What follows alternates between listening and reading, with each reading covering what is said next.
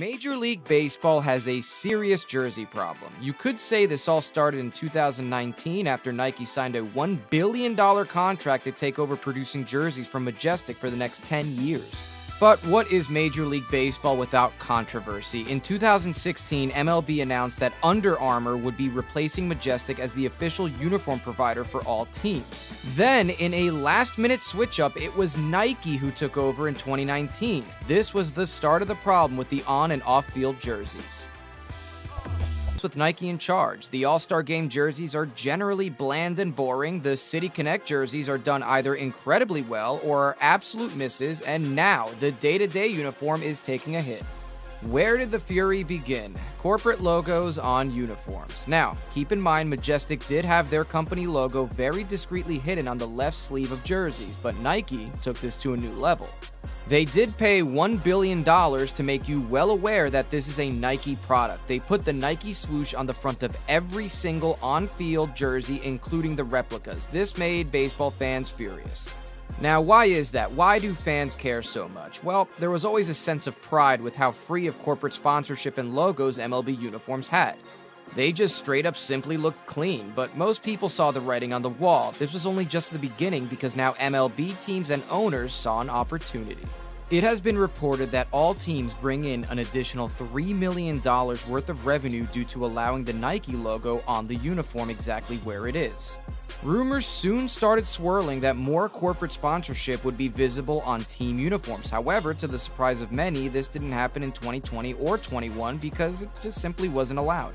Then, as a part of the new collective bargaining agreement, MLB agreed to allow teams to sell sponsor logo placement on uniforms. They opted for sleeve placements for these logos considering the batters and pitchers' stances, and it gave the best visibility and opportunity to show these logos off while on TV and in person. April of 2022 came along, and those rumors, as well as what the CBA said was going to come, became a reality. The San Diego Padres were the first team to reach a uniform ad deal, and it was with Motorola. Their logo on one of the sleeves was fairly large by design. Obviously, the larger the logo, the more people would notice, which is the whole point. Before the 2022 season started, 7 out of 30 teams announced sponsorship deals, and by the end of the 2023 season, the number is now 14 out of 30 teams. This even included the New York Yankees, a team with strict grooming rules, refusing to have an alternate jersey, and even rumored to refuse to have a City Connect jersey made for them. But with all that said, there were never really any complaints coming from the players about the jersey looks or the level of comfort. Now that we've gone through the brief history of the downfall of the on-field jersey from a fan perspective, let's get to what this video is really about.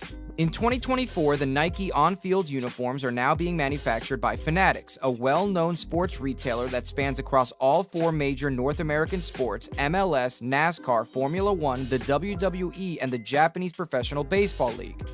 And now, not only are fans not happy with the uniforms, the players who will be wearing them on a daily basis are also not happy with them. We got our first good look at the 2024 uniform during the Shohei Ohtani introduction to the Dodgers press conference. This is where we all saw a strange design choice. After the capital D, instead of the jersey having a clean break between the O and the D, we can see that there's a weird overlap on part of the second D on our left looking at this picture. We can also see it looks like the number in the front is now perforated. Now let's look at the back of the new uniforms. We can see in plenty of examples that the font for both the name on the back and the numbers are smaller. Additionally, the MLB logo now no longer sits towards the top of the collar. It's much lower down, and the name on the back of the jersey has a much higher arc. Numbers are also perforated on the back as well.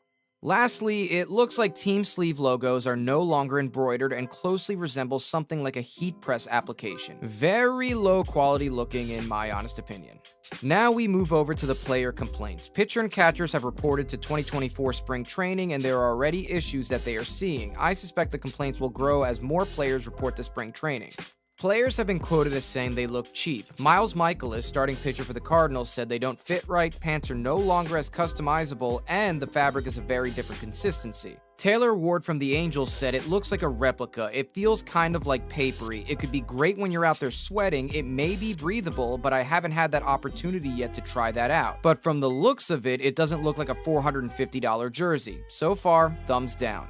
Angels reliever Carlos Estevez pulled out a few jerseys and pants to show how the shades don't match. He laughed at the smaller numbers, spacing, and last names on the back of the jerseys and is annoyed that they can't customize his pants to his preferences anymore, like pitchers could in the past.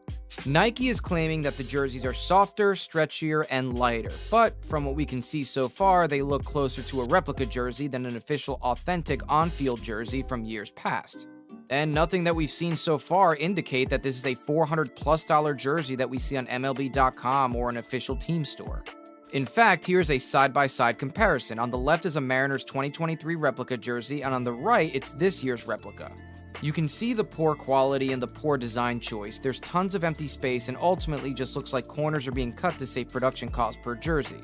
When asked about this during a press conference, Commissioner Rob Manfred asked for patience and that everything will be fine. He's quoted as saying, "We always pay attention to what anyone is saying about the new initiative. With baseball, any new initiative, there's going to be some negative feedback. First and most importantly, these are Nike jerseys. We entered this relationship with Nike because of who they are and the kinds of products they produce. Everything they've done for us so far has been absolutely 100% successful across the board." He continues to say that these jerseys are different and they've been designed to be performance wear as opposed to what has been worn in years past. He goes on to say that they've been tested more extensively than any jersey in any sport, and ultimately he thinks after people wear them a little bit, they're going to be very popular. Now let's get to what players are doing about this. It has been reported that some players have already complained directly to Nike and have also gone to the players' union as well. This means inevitably to some degree the MLBPA will get involved. Fanatics has a very long history of being hated by fans across all sports, citing poor quality and prices that just get higher and higher. Their jerseys fall apart quicker than other brands, they've turned to heat pressing as a cheap and lazy way to cut costs, and many feel at this point it would be very surprising if any positive changes are made to uniforms both off and on the field moving forward. But will MLB hold Fanatics and Nike accountable for lowering standards that both their audience and players hate? Well, it's impossible to know the kind of debt MLB owes to Nike. Baseball chased invisible money with Under Armour, and ultimately Nike bailed MLB out. Nike has since then decided to not manufacture the jerseys and hand that problem off to Fanatics. However, Fanatics is a subcontractor to Nike. Nike is who ultimately decided to move the MLB logo lower and made the decision to change the font sizes. They changed the home jerseys from white to off-white. They changed the belt loops, amongst other things. And additionally, according to Nike, they said they did consult with MLB players and said that they body scanned over 300 players while researching and developing the jerseys and pants that we are seeing appear today in spring training. They formally debuted these uniforms in the 2023 All-Star Game in Seattle, with players generally liking them, so overall it remains to be seen if this is being completely overblown or if this is just the start of the complaints. But in any case, one thing is for sure. From what we've seen so far, they do look cheaper and they will surely be more expensive to buy. PS to NHL fans, unfortunately, next season, Fanatics is taking over your uniform contract and will be using their own design specs, so this video may be a trip to your future. Thanks for watching.